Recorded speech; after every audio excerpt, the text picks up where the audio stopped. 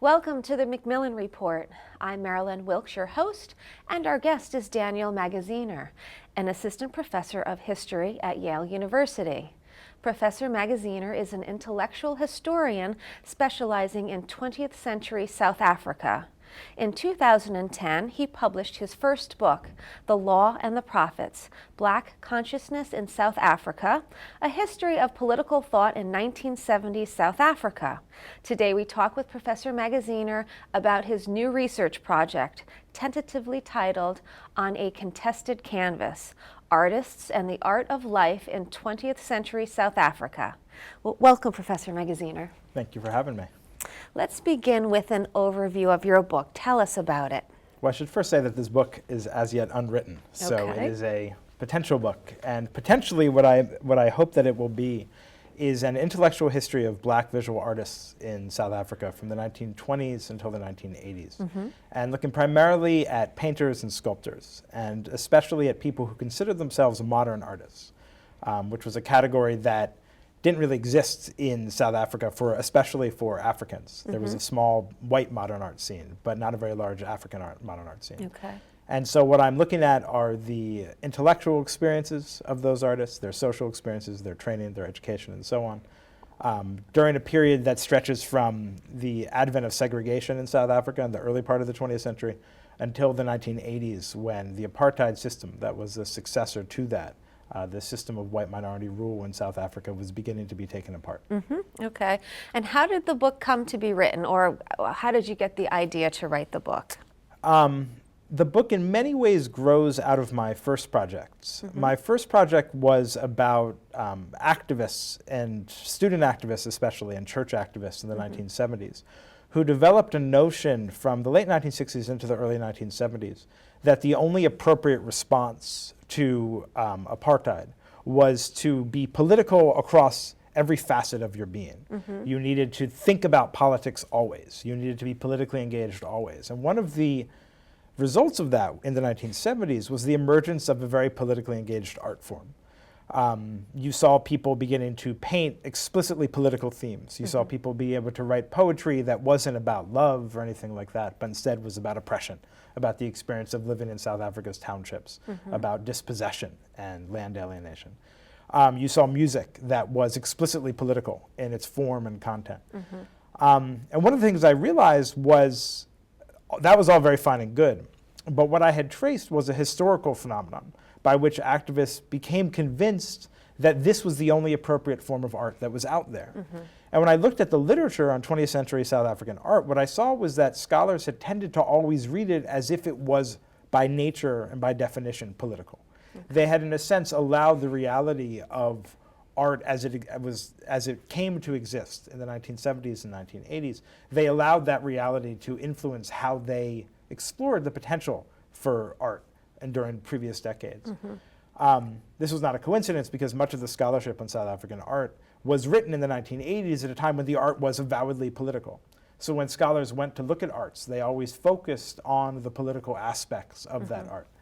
And so what I began to be interested in was, if it had been created, this notion of a political art had been created during the 1960s and 1970s, what other forms of art existed? What other forms of engagement existed? And so I set out to research that, and ultimately that is what I've turned into this book project. Okay. Is dance a part of it as well, visual? You know, dance is not a part of it. I wish that it were. In part, I'm not very well versed in the literature on dance. I see. And there's that which does exist tends along these same paradigms. So I would imagine that there would be a potential for a project, but it's not something that's been studied very much so far. Let's talk about how you did the research for the book. What was your methodology? Well, the thing about South Africa that makes it somewhat unique among African countries is that because of the infrastructure that went along with white supremacy, South Africa was in many senses a fully developed country with a large underclass of people who had no access to that.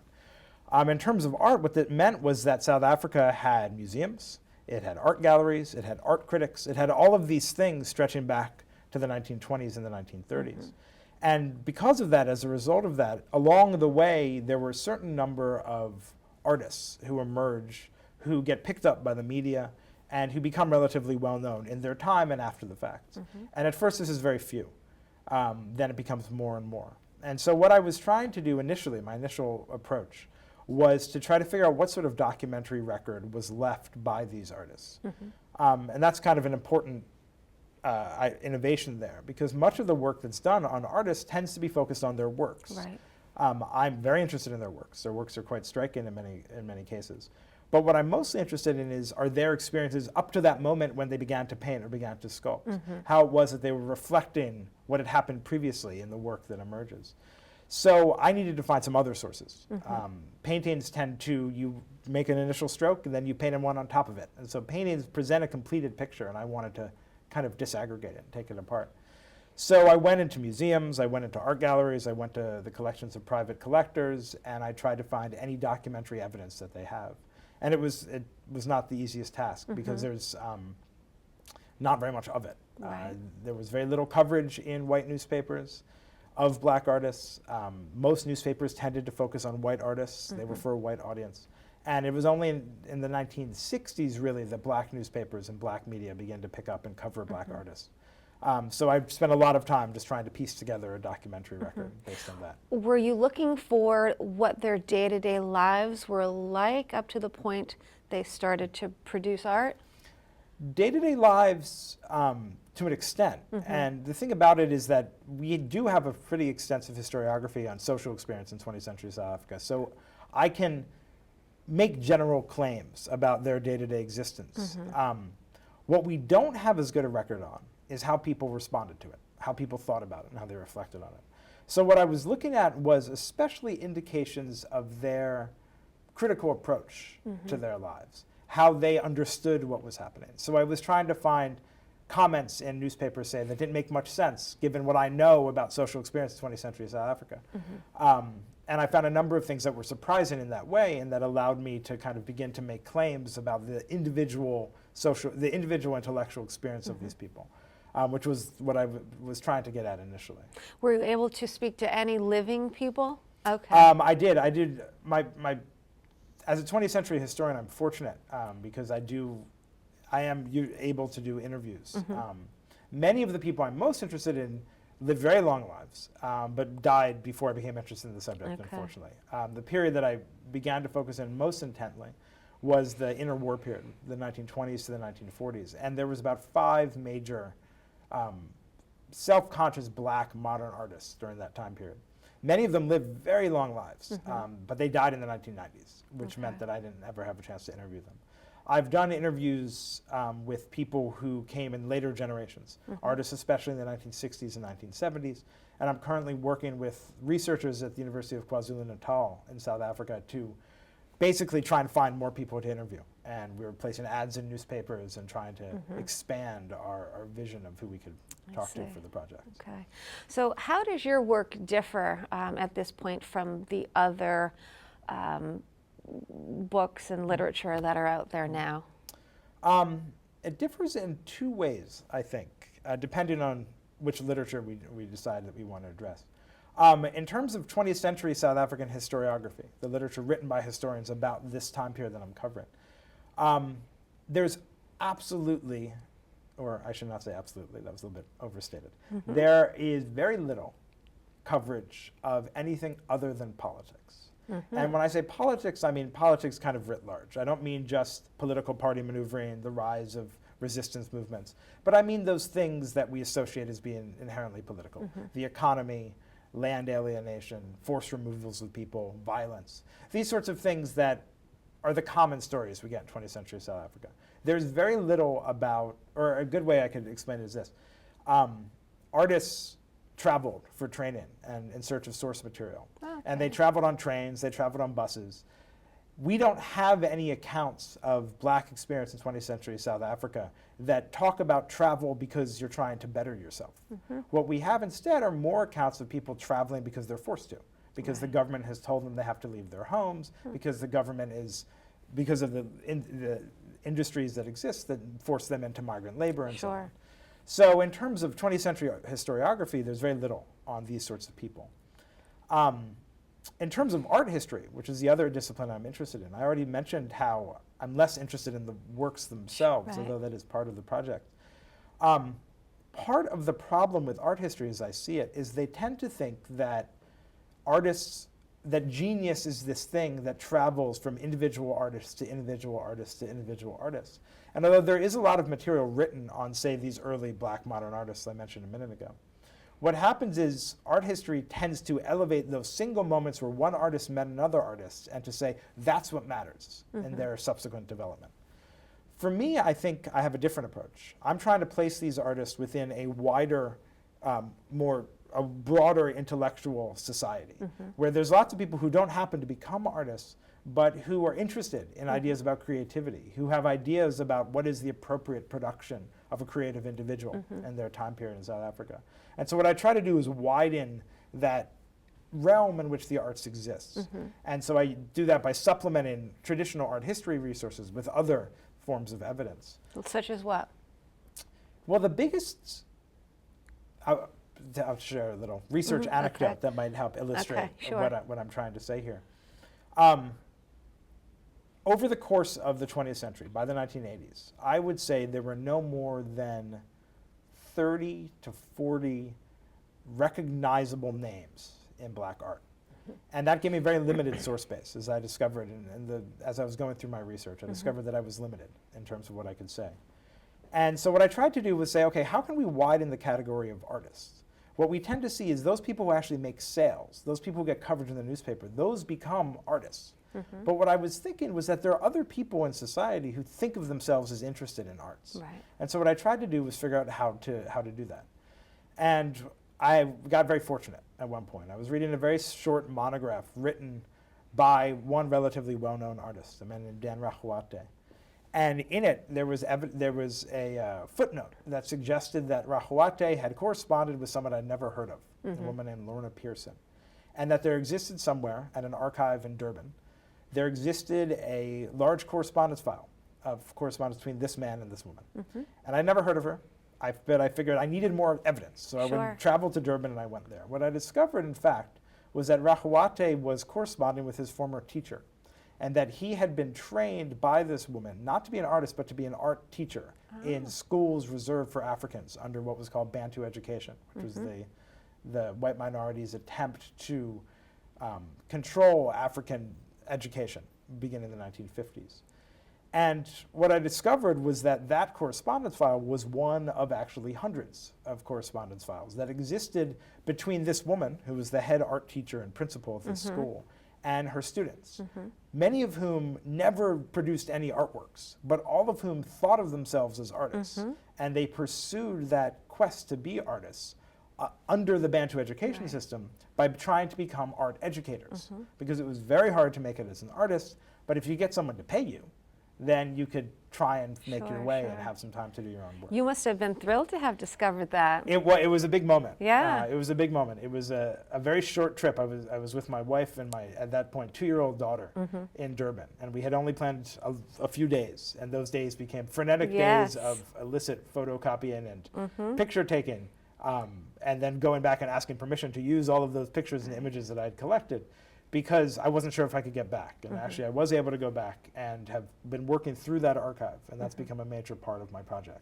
Let me ask you this, of that small group of artists that were producing art, did they communicate with each other at all? Was it a very much a community or not so much? They attempt to. What I discover is that because they are so isolated, it becomes even more vital that they can establish connections with other artists. So many of them come out of school experiences, and art school, night school experiences in particular. Beginning in the late 1940s, there's this great concern among the Johannesburg city government, Johannesburg being the largest city in South Africa, that there's this big population of Africans who don't have anything to do at night. And they're very worried because they think if they don't have anything to do at night, they could get in all sorts of trouble. Right. So one of their solutions is to say we need to come up with cultural activities at various city-owned buildings where people can go and they can study piano and study singing and so on. And one of these is art. And so beginning in the late 1940s, the government begins a series of night schools for aspirant artists, people who work as clerks or medical assistants or have some sort of petty bourgeois job in the city during the day, and then at night they go and they study painting under white artists for a few hours. These people tended to develop interests along the same lines.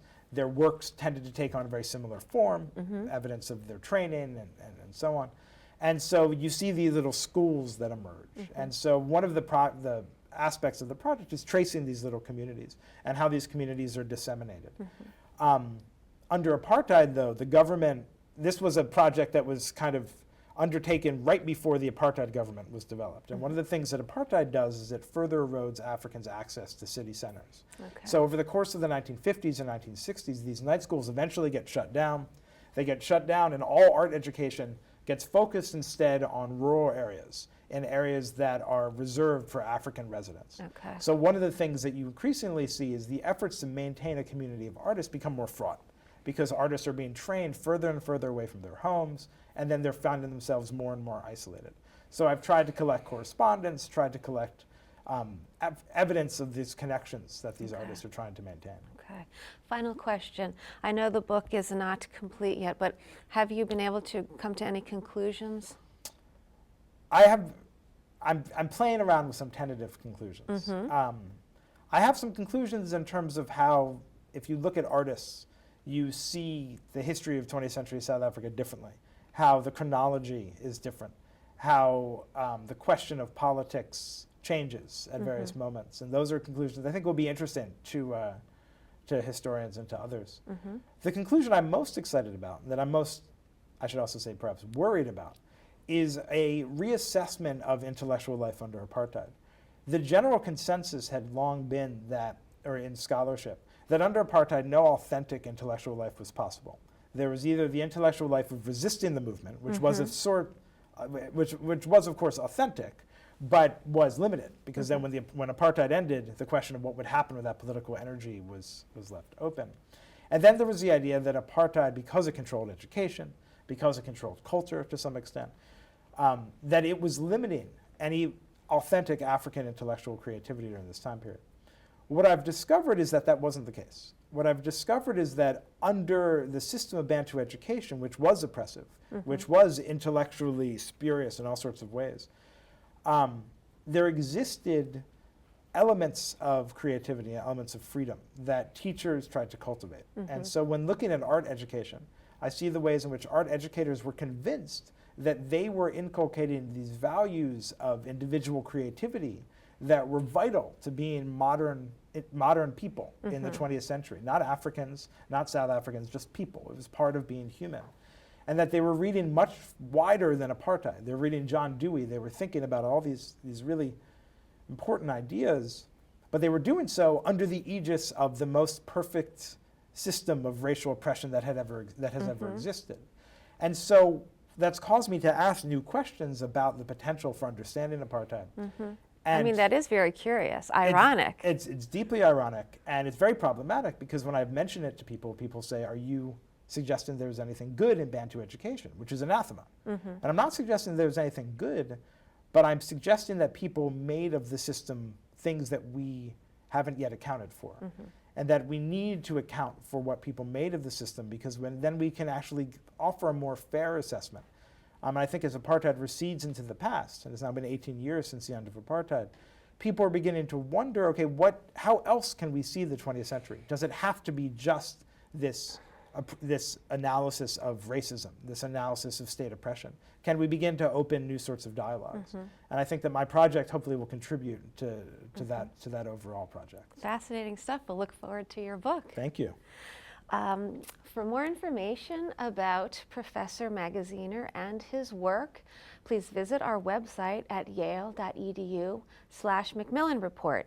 Be sure to join us again for another episode of the Macmillan Report, made possible through funding from the Whitney and Betty Macmillan Center for International and Area Studies at Yale.